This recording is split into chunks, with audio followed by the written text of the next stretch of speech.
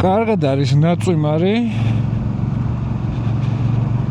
და შეიძლება კიდე გაწვიმდეს კიდეც, მაგრამ ეგ არაფერი არ გვეშინია წვიმის traction control-ი გადასარევად მუშაობს და სულ traction control-ი არ გქონდეს, ჩემი ტვინი ხელები, ფეხებიც გადასარევად მუშაობენ, პრაქტიკა მაქვს. და იმის თქმა მინდოდა, რომ რამდენი გაწვიმდება იმდენი მოტოციკლეტები თუ სახში დავტოვეთ და არ ვიარეთ. მით უმეტეს კარგი ამინდია ეხლა აღარციო ისე რომ გაიყინო რა და შეგიძლია რომ გამოხვიდე და სულ წვიმდეს ნაწვიმარი კი არა ის რომ წვიმდეს მაგ დროსაც იარო უბრალოდ ძალიან ფრთხილად და გონივრულად რა და თუ ეგრე ყოველ ჯერზე დავტოვეთ მოტოციკლეტები ფარეხებში და სახლებში აზრი არა აქვს ვერ ისწავლე არასდროს არ გეცოდინება წვიმაში სიარული აი კიდე ცუდია იმ კუთხით რომ აი სადღაც მიდიხარ მოგზაურობაში და გაწვიმდა რა უნდა ქნა ხო არ გააჩერებ დარჩები და სანამ წვიმა გადაიღებს იქამდე ხო არ იმასიზა რა ქვია გაჩერდები ამიტომ ესეთი ექსტრემალური სიტუაციებისთვის მზად რო ვიყოთ ნელ-ნელა უნდა შევემზადოთ ეგეთი რაღაცეებისთვის რა მე მაგალითად სულ მეშინოდა რომ აი მოტოციკლეტი რომ მომიცურდეს კრუიზერები რომ მყავდა. ამიტომ დავიწყე სპეციალურად პატარ-პატარა მოცურებების გაკეთება ჩემი, რომ შევჩვეოდი მაგ მოძრაობას. ბოლოს უკვე იქამდე ავიყვანე, რომ ვაქნევინებდი უკანა მხარეს მოტოციკლეს ვადრიფტავებდი და ვიჭერდი მე. რამაც მე შედეგი გამოიღო და ერთ-ერთ ვიდეოში ნახავთ ჩემსაში როგორ მიცურდება ეს ოფროუდზე, ლისის ტბაზე, დაღმართზე, კლდეზე ჩამოვდივარ და ძალიან მიცურდება და ვიჭერ. იმიტომ რომ ინდენ მიჩოვლე ვიყავი რომ დაფიქრებაც არ დამჭირდა რა უნდა მექნა რა ეგრევე ავტომატურად დავიჭირე. აქედან ვსწავლობთ იმას რომ ნელ-ნელა პატარ-პატარა მოცურებებით რომ დავიწყე სწავლა და გადავედი მე დიდებზე და არ დავიწყე ეგრევე დიდი მოცურებით გამიჯდა სისხლში და უკვე ჩვეულებრივად რეფლექსის დონეზე მაქვს რა. იგივე არის წვიმაც, იგივე არის ყინვაც. ნელა-ნელა ცოტა არავინ არ ამბობს რომ გამოდი და გიჟივით ჩქარა იარე და რაც იგიჟეები აკეთეო. უბრალოდ რომ შვიო და აზრზე იყო რა ხდება რა.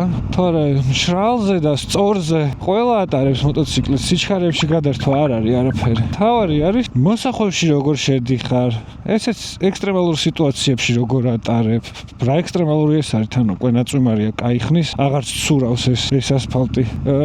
სახიფათო არის თავიდან პირველი ერთი ნახევარი საათი სანამ ზეთებს ქვიშას და მტვერს და რაღაც ნაგავს ჩამორეცხავს წვიმა. აი ეგ არის სახიფათო ყველაზე სრიალა ზედაპირი მაშინ არის. თორე 1 საათი, ნახევარი საათი რო წვიმს უკვე, ეს ყველაფერი ჩამორეცხილი აქვს და გვერდებში აქვს წაღებული. ოღონდ ეს ნახევარი საათი ის არ არის რაღაცა უნივერსალური დრო, რომ აი შე დრო დაინიშნო და ნახევარი საათი გავიდა უსაფრთხო არა, ნუ რა თქმა უნდა დაკვირვებით უნდა იყო გზაზე. მაგრამ ძირითადად ეგ დრო ჭირდება, რომ ასფალტზე დაგროვილი ნაგავი რაც სახიფათოა წყალთან შერავისას და არა მარტო ისედაც წყლის გარეშეც ჩამოაშოროს და უსაფრთხოდ იარო.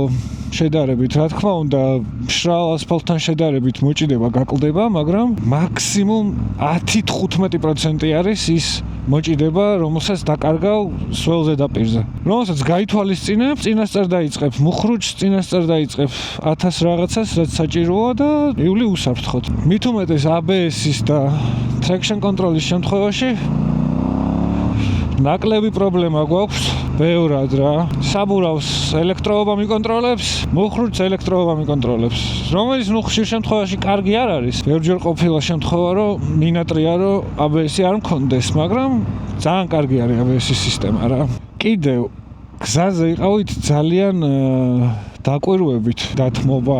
მთავარი გზა ვისია, წრეზე რო შედიხარ ვისია, მეტად გაითვალისწინეთ ეგეთი რაღაცეები. კი, ისედაც ვითვალისწინებთ და წესების დარღვევით არ დავდივართ ძირითადად, მაგრამ ხანდახან არის რომ აი ხედავ რომ ეგ იქნება გავასწრო, ის ცოტა შორს არის შენი აზრით და რაღაცა ეგეთ მანევრებს აკეთებ. არ ქნათ ეგეთი რაღაცეები, მარტო 100%-ით რაც შეიძლება რომ გააკეთოთ, ის გააკეთეთ. გააქვს დათმობა, ხედავ ოდნავ მოშორებით არის მანქანა და აი შეიძლება გაასწრო, არ გინდა დაუცადე რა. იმიტომ რომ ის მანქანაც არ იცი როგორ ატარებს იმ მანქანას ის მძღოლი. არც ის იცი რა საბურავი უყენია იმას, იქნება მუხრუჭის დარტყმა მოუწიოს და გამოწურდეს. მოკლედ 1000 რაღაცა შეიძლება გამოხდეს, რომელიც პრობლემის შემქმნელი იყოს და ამიტომ დაზღვეული რო იყო და 100% უსაფრთხოთია, რომ ყოველთვის მაქსიმალურად ზედმიწევნით დაიცავი წესები. ეს წესები უსაფრთხოებისთვის არის შექმნილი და არა იმისთვის, რომ თუ დაარღვევ დაგაჯარიმონ რა. მესმის ძალიან ბევრი რაღაცა იდიოტობა არის და საერთოდ რომ არ იყოს არც არაფერი შეიძლება უკეთესიც იყოს ზოგი რაღაცა წესი, რაც გვაქვს, მაგრამ წვიმის და ისეთ ექსტრემალური სიტუაციების შემთხვევაში, რაც უფრო მშვიდად და წყნარად ვივლით, მით უკეთესი. ახლა რა თქმა უნდა, თქვენ თუ ის არ გინდათ ძალით დრიფტაობა წვიმაში და რაღაცა სიგიჟეების კეთება თავში თუ გიქრის, რაც გინდა ისაკეთე, შენ თავს დააბრალე, მერე შედეგი. მე მაგალითად მევასება, მაგრამ წვიმაში სიარული ასწორებს მეტი უფრო მძაფრი შეგრძნებები გვაქვს.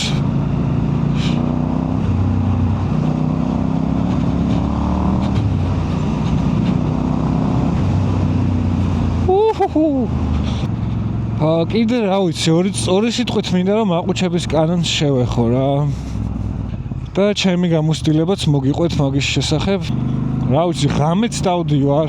არც თუ ისე ჩუმი ხმა აქვს ჩემს მაყუჩს, მით უმეტეს სანამ ხა მაფლერებს ჩავაყენებდი, საკმაოდ მაღალი ხმა ქონდა და კანონი უკვე შემოსული იყო, მაგრამ მაინც დავდიოდი, იმიტომ რომ სანამ ჩამოვიდოდა ხა გზაში იყო ამერიკიდან სანამ ჩამოვიდა და მჭირდებოდა ხა ამით სიარული და დავდიოდი. არც ერთხელ პრობლემა არ მქონია, 7 მილიონჯერ გამაჩერა პოლიციამ. გადამოწმების მიზნით ოღონდ. რამდენი გამაჩერა, იმდენი დაავიწყე, რომ აუსიო დამერხა, ხა წამართმევენ, ფული უნდა იხადო, ეს ირბინე წინ და უკან წაიყვანენ, როგორ მოუვლიან, დააგდებენ, იმას იზავენ, ამას იზავენ, მოკლედ 1000 ფიქრი, რაც ყველას თქვენ გაგიuliათ ალბათ თავში. მაგრამ არ წაუყვანიათ არასდროს ყურადღებაც კი არ გაუმახვილებიათ.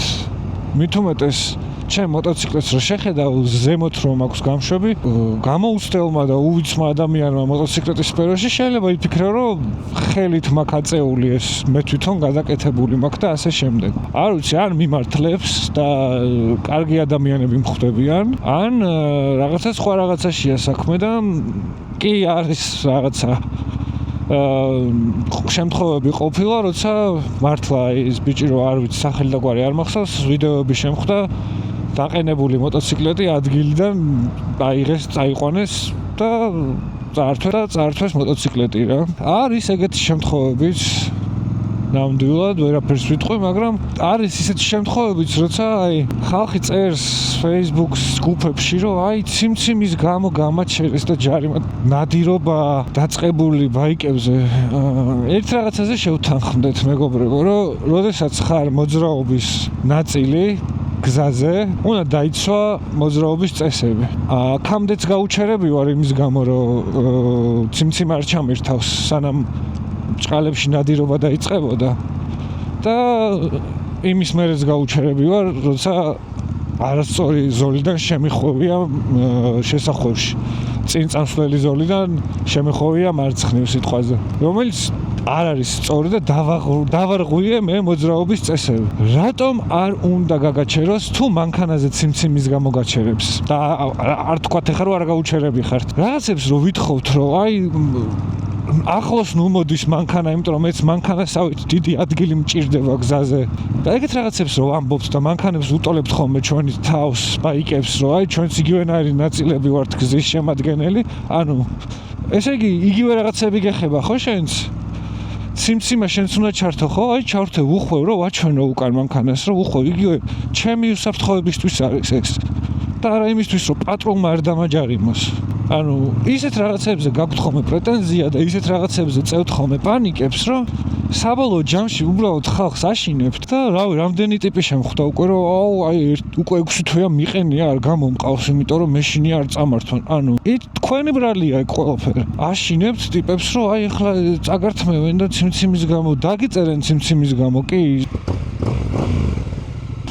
იმის თქმა მინდოდა, რომ ან მე მიმართლებს მეგობრებო, ან სპორტბაიკებზე ნადირობენ მარტო, იმიტომ რომ ჩემი მეგობრის Harley Davidson-ით ვიყავი, რომლებსაც ფიშტეილები აქვს, ანუ ძალიან გრძელი და ვიზუალურად შესამჩნევი და ხმაც ძალიან დიდი აქვს. რაღაცა ფარგლებში ჯდება, არ არის ხა ძალიან დიდიც არ არის. ხო და მაგითიც ვიყავი გასული, მაგაზეც კაცი შულს არაფერი არ თქოს. ანუ რა ხდება, აქ რაღაცაში არის საქმე. უბრალოდ სპორტებს და სტრიტებს დაგზდევენ, ან რაღაცას აფუჭებთ ხოლმე რა. 60 რო არის დასაშვები ქალაქში და 80-ით მიდიხარ, მე რაო იტყვი ხა და ის რო კანონს არ ღვევ და მაგაზე რო გაგაჩერებენ, მე ხა რატო გაქვს პრეტენზია რა. მე თუ არ ღვევ და მაჩერებენ, არ მაქვს პრეტენზია და ვამბობ რომ კაი დავარღვიე ხო.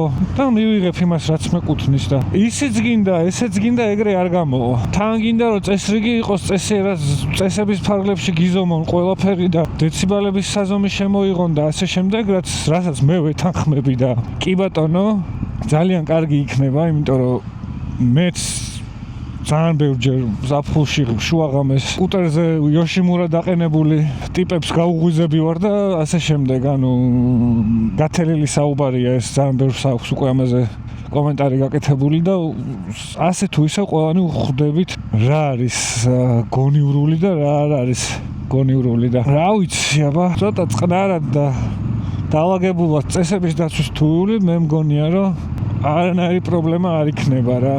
აქციაზე ვიყავი, ვაპროტესტებდით ამ კანონის აღსრულებას როგორც ხდება და უცებ დაიწყო ბიჭო ვიღაცა ხალხმა დაიწყო უცებ ვილიების კეთება, ბუქსაობა და ბუხის დაყენება იქ პარიმაზე სადგომზე იუსტიციის, როცა ვაპროტესტებთ იმას, რომ აი ჩვენ წესიერი ხალხი ვართ, არ ვარღვევთ კანონს, არ გვაქვს გადაკეთებული, ან თუ გადაკეთებული არის, ჩვენით არ არის გადაკეთებული და ქარხანის დაყენებული არის მწარმოებლის თვითონ, რომელიც ამ მოტოციკლებზე მიდის.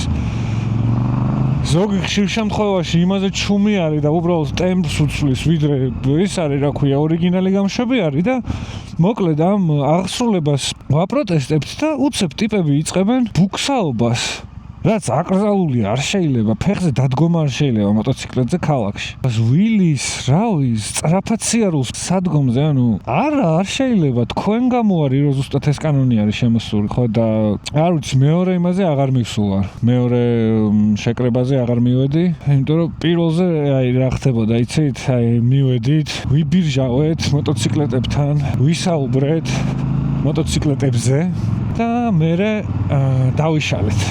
ვიღაცებმა ის რაღაცები აკეთეს და მე დავიშალეთ. მე კი კაი ახალი ხალხი გავიცანე, რომელმაც ძალიან გამისწორა და კარგი დღე იყო ჯამში, მაგრამ პირადად ჩემთვის იყო კარგი დღე და არა საერთო საქმისთვის. ხვდებით რას ვამბობ? ანუ მე იქ რო ბირჟაობდით წყალებში შევესწარი ესეთ ფაქტს. ერთი ონება მეორეს დებოდნენ მოტოციკლებზე და მიდიოდნენ და ერთი ონება მეორეს რომ ბიჭო, არო, თუ რამეო, არ გაიქცეო, ეგ უარესიაო. რეალურად კარგ რჩევას აძლევდა. და ეს მეორე უნებოდა, არა, უნდა გავიქცეო, ანუ ვის გაურბი ხარ, სად გაურბი ხარ? კაი, შეიძლება შენზე არ არის გაფორმებული ეგ მოტოციკლეტი. და სახში ვერ დაგადგნენ. დიდი ალბათობით, არ ვიცი. და თუ შენ სახელზე არის, ანუ პოლიციას რო გაიქცევი, სად გაიქცევი, რამდენი ხნით გაიქცევი? იმ ნომერს რო გაატარებს ბაზაში, ამოაგდებს რო ცხოვრობ პირობითად რაღაცა აღმაშენებლის ხუთში მოვა. ჯარიმა მოვიდეს ეგრევე შენზე, ან დაუმორჩილებლობის გამო ჩაქვსვან ციხეში. ხო, ეგეთ კანონები გვაქვს. მოკლედ, მეგობრებო, წყნარად ვიაროთ, წესები დავიცვათ, რომ 100%-ით სუფთები ვიყოთ. მე სულ რო უსამართლოდ მოგვექცნენ და წაგვართვან, შენ რო 100%-ით მართალი ხარ, უფრო მეტადაც მიაწვევი და ნაკლებ შარში გაეხვევი. და არ იქნება ის, რომ აი შენ სიჩქარეს გადააჭარბე რეალურად და მე მაგაზე შარი მოგდონ და ასე შემდეგ. ანუ, როდესაც 100%-ით მართალი იქნები, მისაწოვლიც უფრო მეტი გექნება რა. ეხლა უკვე ამინდები გამოვა და მოკლედ ვიხილავთ ახალ ბაიკებს, ახალ განხილვებს და ახალ რაღაცებს. ცოტა მოგზაურობის ვიდეოებიც იქნება, ცოტა არა, ალბათ 1-4-5 ვიდეო იქნება მოგზაურობის, კაი დიდ ტრიპებში მივდივარ. მოვივლი მთელ დასავლეთ საქართველოს და თეებს და ასე შემდეგ. მოკლედ კაი ლამაზი ხედები გექნებათ სანახავი და ახალი გამოცდილებები ჩემთვისაც და თქვენც ახალ რაღაცებს შეინახავთ.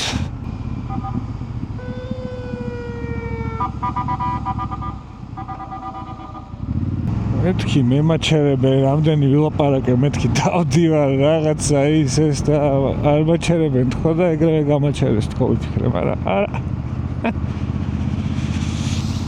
მოკლედ მეგობრებო, არხის გამოწერა არ დაგავიწყდეთ. რა თქმა უნდა, თუ მოგეწონათ ვიდეო, დალაიქეთ, თქვენი აზრები დატოვეთ კომენტარებში და მომავალ შეხვედრამდე.